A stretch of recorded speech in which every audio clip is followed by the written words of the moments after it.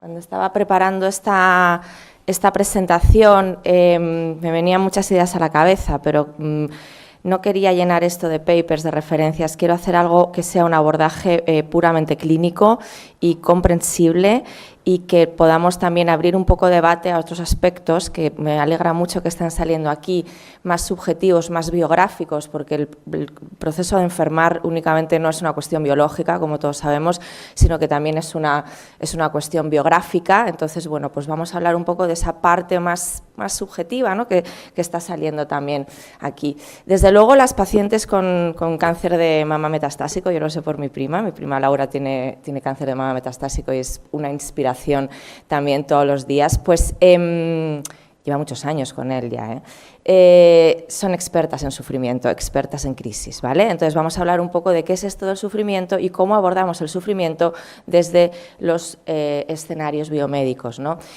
Fijaros, ya hace más de 20 años, uno de los grandes referentes de la bioética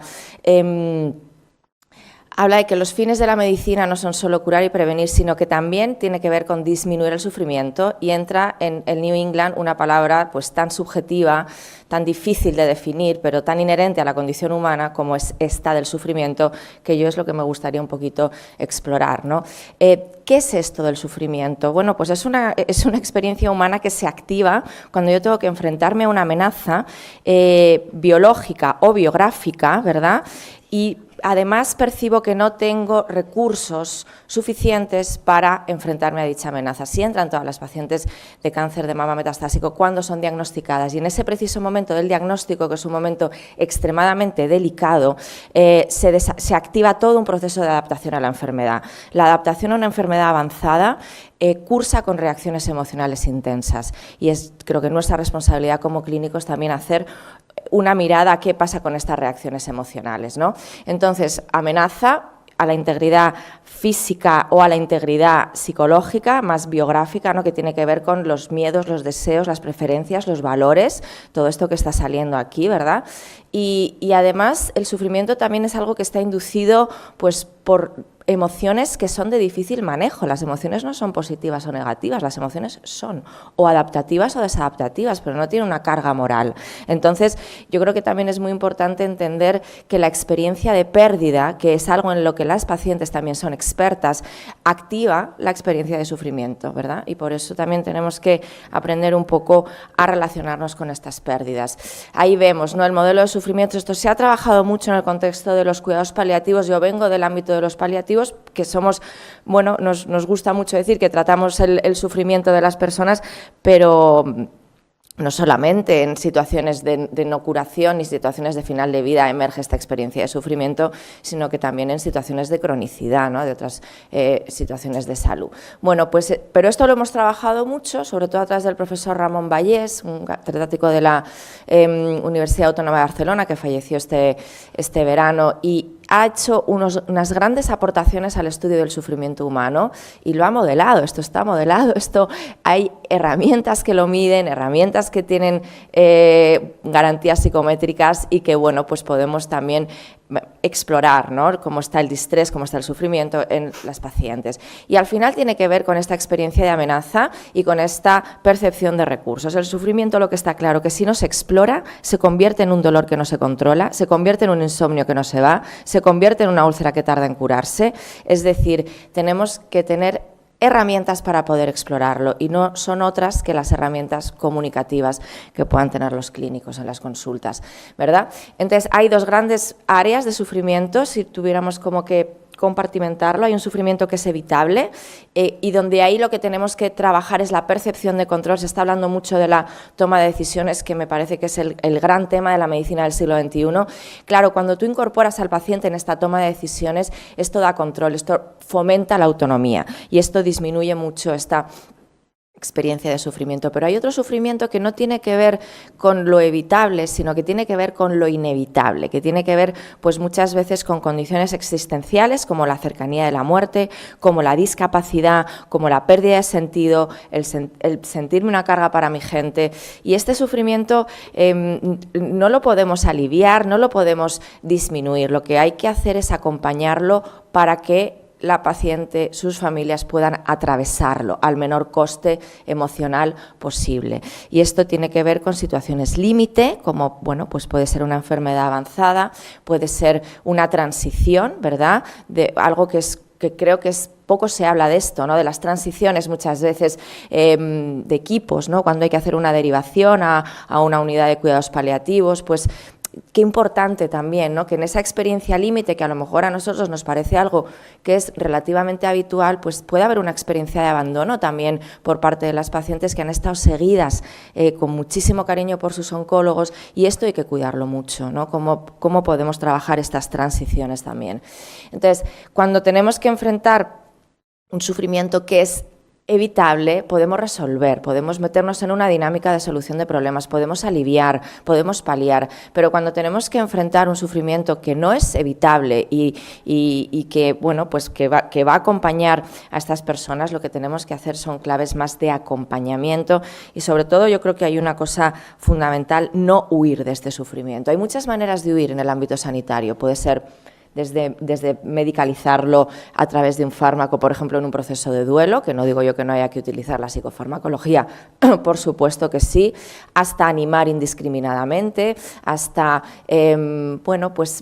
empujar rápido hacia el cambio. Hay muchas formas de mirar a otro lado, ¿no?, cuando vemos la experiencia de sufrimiento.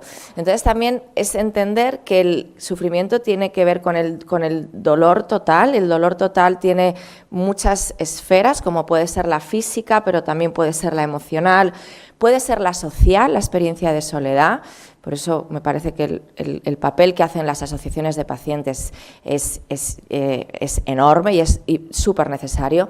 Puede ser espiritual también. Hay necesidades espirituales en la enfermedad avanzada. La espiritualidad es una dimensión que se nos activa a todos cuando tenemos que enfrentarnos a una amenaza, cuando la vida nos pone en jaque, ¿verdad? Tiene que ver con el sentido, con las grandes palabras en la vida, con el amor, con el perdón, con la gratitud, ¿no?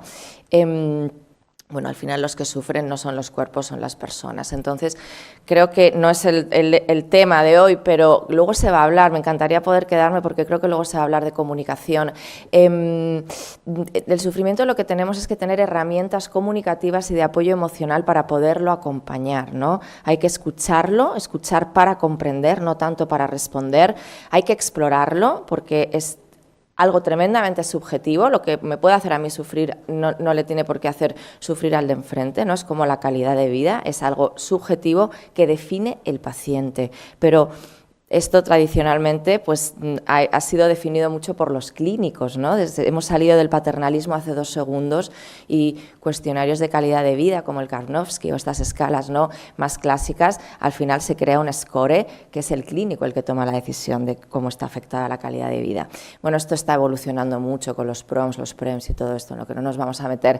Al final, creo que hay 2 grandes preguntas que tenemos que formular en las consultas. ¿Qué es lo que más le está preocupando en este momento? Porque si yo no exploro la preocupación subjetiva que tiene la paciente, no va a escuchar mi indicación objetiva. Y esto es muy importante, ¿no? Yo creo que hay una clave que es la exploración de la amenaza, que es lo que más te está preocupando en estos momentos en relación al tratamiento, en relación a alta, en relación a tu familia, en relación a la cercanía de la muerte, el tema que esté sobre la mesa. Y luego algo que es fundamental y que yo creo que tenemos que aprender mucho a incorporarlo en las consultas, perdón, ¿qué es la exploración de recursos? ¿Qué es lo que más te está ayudando? ¿O qué crees que es lo que más te ayudaría en estos momentos? Esto, cuando vemos pacientes que tienen que enfrentar enfermedades avanzadas, son pacientes que tienen sus recursos secuestrados por el miedo, por la incertidumbre, por la falta de control. Y yo creo que al final los clínicos lo que tenemos que hacer es ayudar a que se liberen esos recursos y puedan desplegarse. Y la gente tiene habilidades y competencias muy increíbles para enfrentarse a las dificultades, ¿no? O sea, realmente ayudar no es dar nada al otro, ayudar es potenciar lo que ya está en el otro, despertar, ¿no?, estas partes sanas que tiene la persona y que es el contexto el que las secuestra. Entonces, bueno, yo creo que es muy importante el entender la subjetividad, ¿verdad?, atender esa subjetividad que tiene la paciente. ayudar a las personas que comparten con nosotros un momento que es único, que es trascendental, como puede ser un diagnóstico, como puede ser una transición a un cuidado paliativo, como puede ser, bueno, pues un inicio de tratamiento, tantas cosas, ¿no? Dentro del viaje del paciente, ¿no? En el proceso oncológico está muy bien establecido cuáles pueden ser esos puntos delicados donde hay que estar especialmente atentos, ¿no? A estrategias que como clínicos mejoren nuestra capacidad de ayuda desde la humildad, desde una actitud compasiva y atentos, ¿no? Estar como muy atentos y muy mindful a ver qué es lo que esa paciente está necesitando en esos momentos. Claro, acompañar el sufrimiento activa nuestros propios miedos. Como profesionales de esto muchas veces no hablamos y creo que es un grave error porque uno no acompaña donde no ha llegado. Entonces también es muy importante, ¿no? Si yo tengo que dar una mala noticia, si yo tengo que proponer alternativas de tratamiento a las conversaciones delicadas, los profesionales nos las tenemos que preparar también, ¿no? Y creo que es fundamental el tema de la confianza. Antes se habla, ¿no? Al principio, cuando he llegado de los tratamientos, cuando hay tratamientos que a lo mejor son un poco más alternativos, tratamientos que escapan un poco al ámbito más biomédico, claro, si no hay confianza con el oncólogo, es que no hay nada. Si no hay confianza, no hay vínculo. Si no hay vínculo, no hay cambio. Y estas conversaciones, sean de la índole que sean, no se pueden realizar si no hay una relación de confianza. Igual que uno no hace una cirugía en una cafetería, uno no haría una relación de ayuda en un entorno que no es seguro, que no hay confianza. Esto es lo primero que tenemos que trabajar nosotros como clínicos y vosotras como pacientes, porque esto es una cosa que nos corresponde a todos y la confianza no se lleva en una bata, o sea que pasa por otros lugares, ¿no? Por la comunicación, por la presencia, por el ser genuino, bueno, por muchas cosas que todos podemos intuir.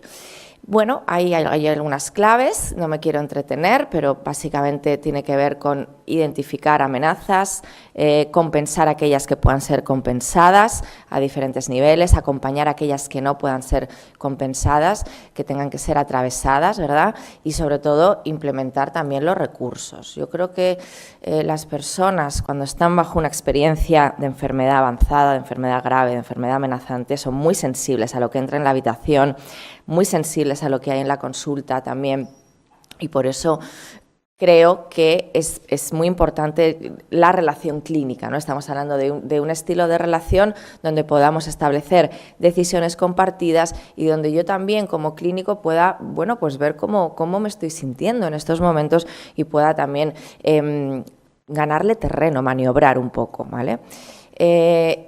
Nada, 2 apuntes sobre lo que es el proceso de adaptación a una enfermedad avanzada, que esto sabéis mucho más vosotras que nosotros, pero básicamente el proceso de adaptación es cualquier situación en la que yo tengo que renunciar a lo que me había contado que era mi vida, ¿vale? Al cuento que yo me había contado, que es mi vida y que es el mundo. Entonces, las crisis de salud, claro, cuando tú pierdes la salud, generalmente es cuando la empiezas a valorar.